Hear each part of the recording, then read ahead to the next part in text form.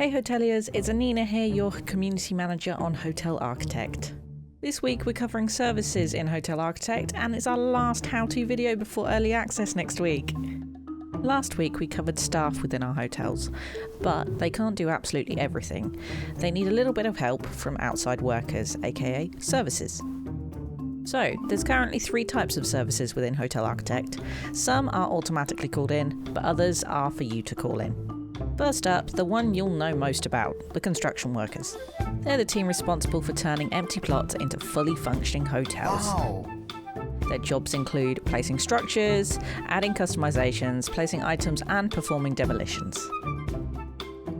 Once you've called the construction workers in, you can then go through the structure menu, you can place foundations, inner walls, and material sites. And once those are placed, workers will automatically get to work on each area. Need a staircase, an elevator, or even a few windows and doors. Those are your structural items, and the construction workers will build those too, but they don't just handle the framework. Construction workers are your go-to team for customizing surfaces. We've gone through this before, but that means your wallpaper, your paint, tiles, wood, and stone for your walls and your floors. They can do anything like that, and carpet as well. Once the layout is ready, they'll place all those furnishings and fixings throughout the hotel zones, and if you ever need to make any changes, they're equipped to do full or partial demolition. All you need to do is call them in, just like Anna explains in the tutorial in Gothenburg. But don't worry if you forget this by the time you play. It's all explained as you build throughout the campaign scenarios. Now, enough talking about building your hotel. What happens when you're actually running it? That rubbish doesn't disappear by itself. You need a garbage service. I'm the trash man! Unless you have trash all over your hotel, you might not notice this one so much, but the garbage service is actually really important. Garbage collectors arrive to empty your dumpsters around your hotel, but that's only if the rubbish has made it to the dumpster.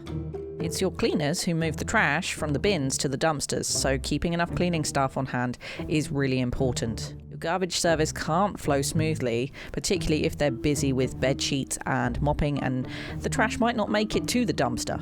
You can't control when the garbage service arrives, but you can make sure that the rubbish is in the bin for when it does. And finally, there's the supply service. They bring the stock to your hotel so you can restock the supply stands in your maintenance workshop. This is a central resource that allows your staff to refill vending machines, fridges, and keep amenities available across your hotel. They arrive periodically, but if you're finding that your supply stock is running low too often, you should look at your supply stand stock. You can also check whether it's making it to its intended destination, because if the staff aren't moving it from the stock to the machine it's intended to be in, then we've got a problem. If your staff are too busy, they're not going to look at moving their stock from one place to another. This is where one of my top tips comes in. For example, if it's your kitchen that's running out of stock a lot, placing an extra fridge or an extra supply stand will help the flow.